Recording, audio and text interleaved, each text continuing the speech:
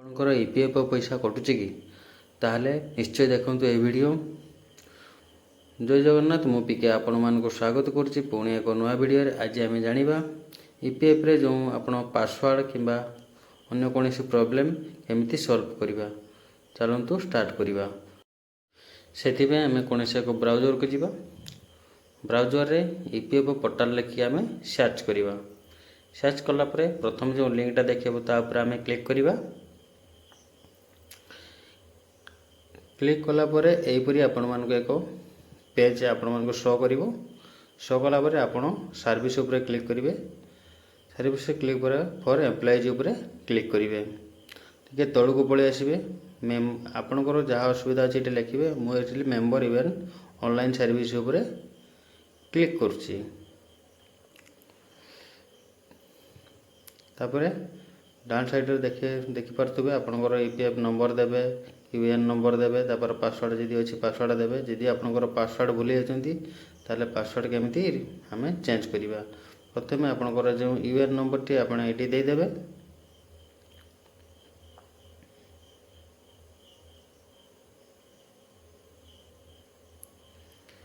UAN number ଦେଲା ପରେ ତାପରେ କ୍ୟାପଚାଟିକୁ ଆମେ ଏଠି ଦେଇଦେବା।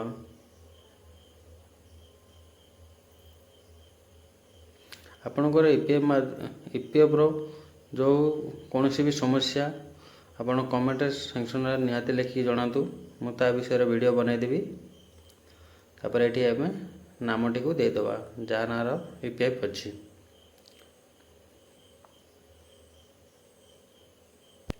ଦେବା ପୂର୍ବରୁ ମୁଁ ଗୋଟେ କଥା କହିଦେଉଛି, ଭିଡ଼ିଓଟିକୁ ଶେଷ ପର୍ଯ୍ୟନ୍ତ ନିହାତି ଦେଖନ୍ତୁ।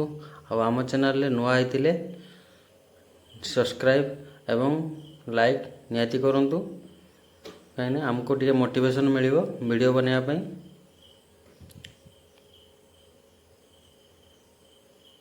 ଚାଲନ୍ତୁ ଏଠି ନାମଟିକୁ ଦେଇଦେବା।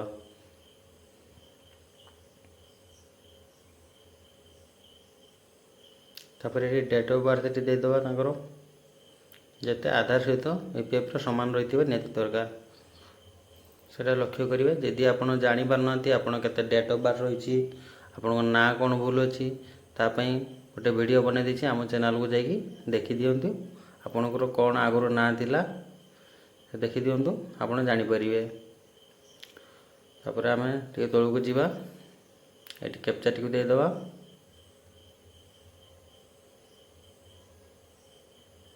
ଦେଇଦେଲା ପରେ ଆଧାର ନମ୍ବର ଏଠି ଦେଇଦେବା।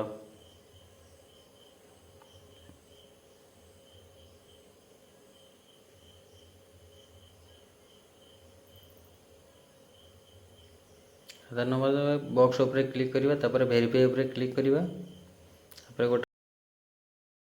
ତାପରେ ଆଉ ଗୋଟେ ତଳକୁ ଆସିବା। ସେଠି ଦେଖିବା ମୋବାଇଲ୍ ନମ୍ବରଟି ଏଠି ମାଗୁଛି।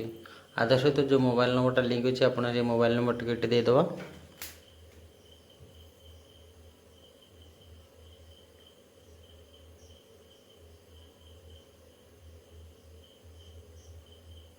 ଦେଲା ପରେ ପୁଣି ବକ୍ସ ଉପରେ କ୍ଲିକ୍ କରିବା। ଗେଟ୍ ଓଟିପି ଉପରେ କ୍ଲିକ୍ କରିବା।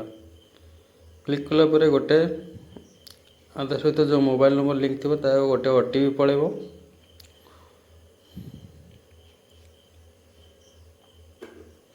ଓଟିପିଟି ମୁଁ ଆଗେ ଦେଇଦେଉଛି। ତାପରେ କ୍ୟାପଚାଟିକୁ ଉପରେ ଦେବାକୁ ପଡ଼ିବ। ଆଗେ କ୍ୟାପଚାଟିକୁ ଦେଇଦେବେ ଆପଣ। କ୍ୟାପଚାଟିକି ଦେଲା ପରେ ତାପରେ ଆମେ ଭୁଲ ହେଇଗଲା କ୍ୟାପଚାଟି, ଆଉ ଥରେ ଦେଇଦେବା।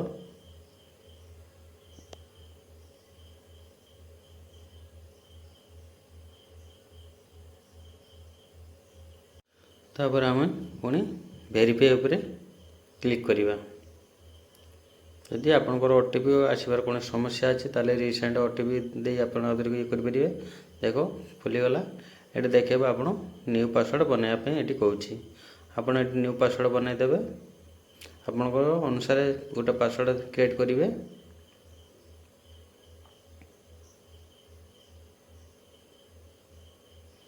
ତାପରେ କନଫର୍ମ ପାସୱାର୍ଡ଼ ଦେବେ ଏଠି।